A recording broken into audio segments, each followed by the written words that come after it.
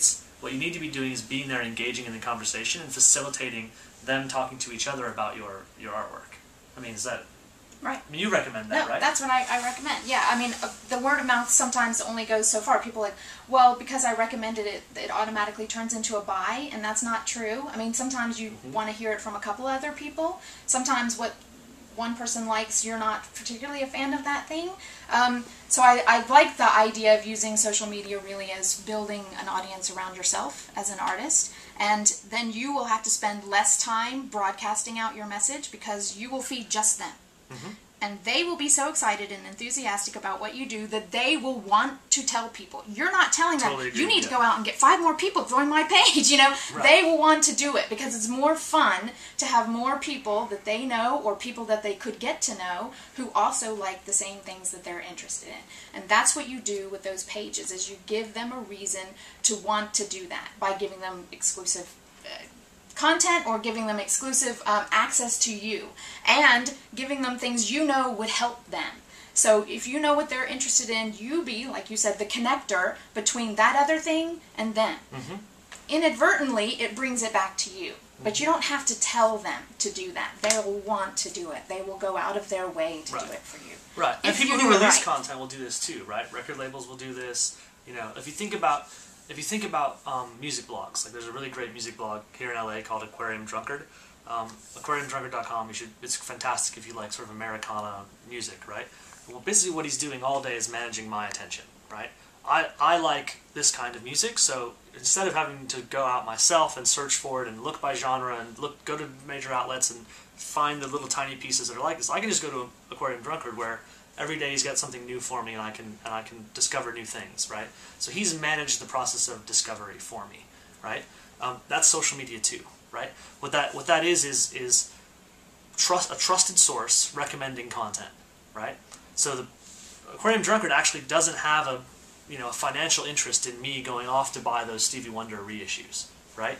But what they did was put a bunch of context and helped me discover that there were Stevie Wonder reissues to buy, right? So I bought them because I discovered them and got some great context and a review and some commentary from the blog. As the person who's as the business who's releasing those Stevie Wonder reissues, it's my job to make sure that I've got a relationship with Aquarium Drunkard because they manage a lot of people's attention and I can very scalably and quickly give them pieces of content, let them do their thing around it, and they can present it to their audience, right? The same thing will happen in any creative industry, right? We just don't, as people, as consumers, we just don't consume what's marketed to us as much as we used to, right? 20 years ago, the creative industries were all about control of production, control of distribution, and control of marketing, right? Those 3 things were basically controlled by the incumbent industry. So if you wanted to make something, you had to do it in this way with this equipment, with this financial structure, right? Things like Pro Tools and the Silicon Revolution with small handheld flip cameras like we're making this commentary on, I'll just destroy that, right? Production is basically ubiquitous and free, right? For $150 we can buy a flip cam, we can make a whole film. And then, distribution, right? So the web comes along, and one of the things the web does really well, amongst a lot of things, is make distribution ubiquitous and free, right? We're going to finish this interview, we're going to have this clip posted on YouTube, we're going to have the YouTube player embedded on the Film Courage blog. Distribution. Anybody in the world who wants to see that can see it, right? There isn't a single person out there that can't have access to that. Okay, marketing suddenly, though, gets really hard, right? Because all of these people are making content that was previously, hard to do. Lots of people are distributing content everywhere. So I go to YouTube and I've got billions and billions of videos to watch. If I go to iTunes or Amazon, there's hundreds of thousands and millions of albums to listen to, right? As a consumer, I'm suddenly now faced with sort of overwhelming choice, right? So how do I winnow that down?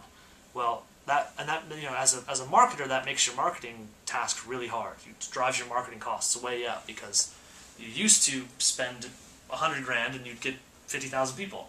Now you spend $100,000 and you get 5,000 people, right? Like the amount of money it takes to ball up large enough audiences to make an interesting business around a piece of content is getting more and more and more expensive and harder. So if you're not taking advantage of the web inherently with what it's really good at, which is empowering the 4 of us to find each other, talk about something that we care about, right? Very efficiently, super easy, right? quick message on Twitter, great, lots of people saw it. They know we're going to have the interview. They were listening on live online, sending us questions, right? Super efficient. Didn't have to have an employee, didn't have to have an expensive phone system, didn't have to have people calling in, didn't have to buy any ads, right? So the same thing applies to getting the word out about your creative work, right? You create a piece of art, okay, how do I make sure that when I release this thing, I do it in a way that people who will like it are empowered to share it as much as possible, right? That's your sort of job as a marketer first and foremost, is to not inadvertently prevent a great word of mouth response or a great viral response by not using common existing tools, Facebook, Twitter, right? You don't have to do all those things, but you need to be realistic about that's where people are and that's where folks are having that discovery process.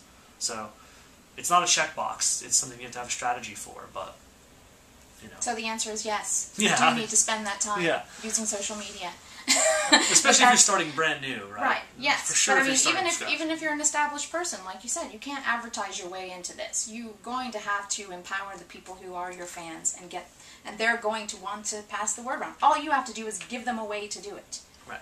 That's your job. You know, facilitate. That's your job. Well, and make really amazing content. Well, yes, I would like to say that's a given. Most people argue about that, but yes, you do have to have something exceptional. I don't know. Too. Rule number 1, don't suck. Right?